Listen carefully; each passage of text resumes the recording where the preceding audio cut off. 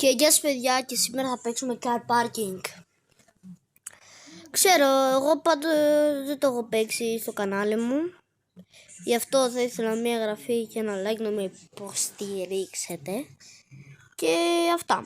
Τώρα πάμε να μπούμε στο game για να παίξουμε. Αλλά δεν πρέπει να σας δείξω το αμάξι μου. Πρέπει. Οπότε πάμε να σας δείξω το αμάξι μου. Το αμάξι μου αυτό. Αν νομίζεις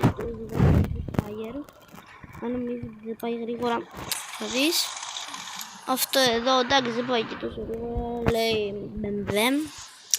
Και το Smart, επειδή φέτος το κατέβασε πριν 2 μέρες, οπότε και δεν το παίζει και πολύ.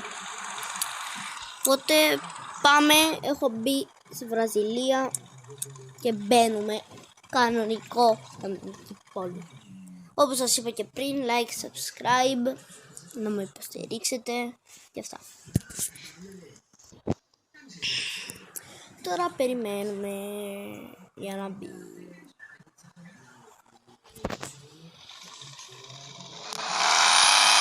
Ωραία, ένας ήχος.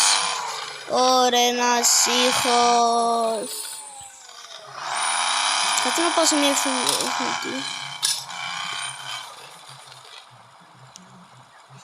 260 χιλιόμετρα πάει μπρο, νομίζω ότι αυτό είναι λίγο.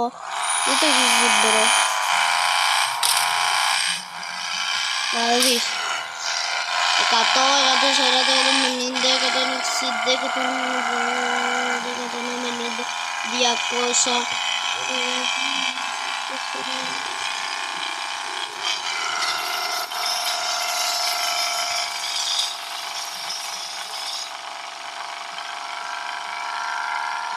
Πάει με 260.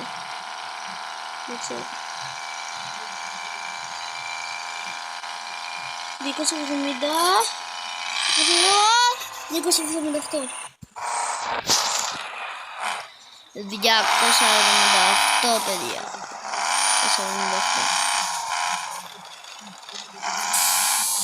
Και θα λέμε στο επόμενο βίντεο. Bye.